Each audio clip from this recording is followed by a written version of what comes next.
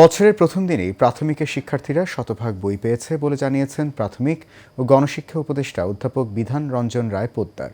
সকালে রাজধানীর আগারগাঁওয়ে আবুল বাশার সরকারি প্রাথমিক বিদ্যালয়ে বই বিতরণ কার্যক্রম উদ্বোধন শেষে তিনি কথা বলেন। জানান, এবার প্রাথমিক ও মাধ্যমিক স্তরের মোট ৩০ কোটি বিনামূল্যের বই ছাপিয়েছে সরকার। বিস্তারিত শেখ সোহাগের রিপোর্টে। নতুন বছর মানে নতুন কিছু পাওয়ার প্রত্যাশা। এই দিনে দেশের শিশু কিশোরদের আনন্দের মাত্রা কয়েক গুণ বেড়ে যায় নতুন উপহার পেয়ে। আর সেই উপহারে যুক্ত হলো নতুন বই।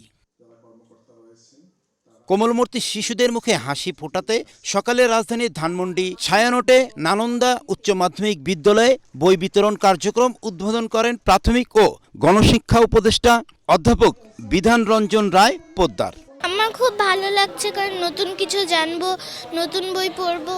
এটা নিয়ে গিয়ে এই বছরটা শেষ করব 2026, এর জন্য খুব ভালো লাগছে। আমি আরও অনেক স্কুলে পড়েছি, কিন্তু সেই রকম স্কুলে এইভাবে অনুষ্ঠান করে সুন্দরভাবে আমাদেরকে বই দেওয়া হয়নি।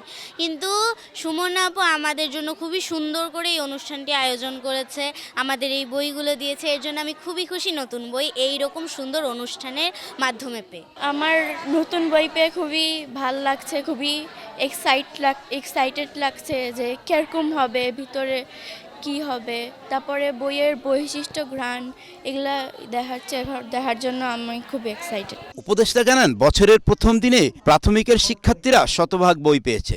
আমরা প্রাথমিক ও গণশিক্ষা মন্ত্রণালয় থেকে এবার নতুন আরেকটা উদ্যোগ নিয়েছি, কারণ আমরা মনে করি শিশুর শিক্ষার জন্য শিশু যেমন গুরুত্বপূর্ণ, সবচেয়ে গুরুত্বপূর্ণ, তার শিক্ষক যেমন গুরুত্বপূর্ণ, তেমনই গুরুত্বপূর্ণ হচ্ছে অভিভাবকগণ প্রাথমিক শিক্ষার ক্ষেত্রে। সেই জন্য আমরা অভিভাবকদের কথা বিবেচনা করে একটা অভিভাবক নির্দেশিকা প্রকাশ করছি এবং শিগগিরই এটাও আপনারা পাবেন। এবারের বইয়ের মান আগের তুলনায় ভালো জানিয়ে উপদেষ্টা বলেন, এবার প্রাথমিক ও মাধ্যমিক স্তরে মোট ৩০ কোটি বিনামূল্যে বই ছাপিয়েছে সরকার। এবং অভিভাবকদের সেই ক্ষেত্রে কি ভূমিকা পালন করা দরকার, সেই বিষয়গুলো আমরা খুব সহজ ভাষায় লেখার চেষ্টা করেছি। তো এইসব উদ্যোগ আমরা নিচ্ছি যেন আমাদের প্রাথমিক শিক্ষার একটা পরিবর্তন ঘটে। কারণ আমরা যদি সত্যি শিশুদের প্রাথমিক শিক্ষাটাকে ঠিক মতো দিতে পারি, তাহলেই আমাদের উচ্চ শিক্ষার ক্ষেত্রে এর ইতিবাচক প্রভাব পড়বে এবং শেষ পর্যন্ত আমাদের জাতীয় জীবনে এর সুপ্রভাব পড়বে। এছাড়া বিএনপি চেয়ারপারসন বেগম খালেদা জিয়া মারা যাওয়ায় রাষ্ট্রীয় শোক চলমান থাকায় বই বিতরণ উৎসব না করে আনুষ্ঠানিকভাবে শিক্ষার্থীদের হাতে তুলে দেওয়া হয় বই।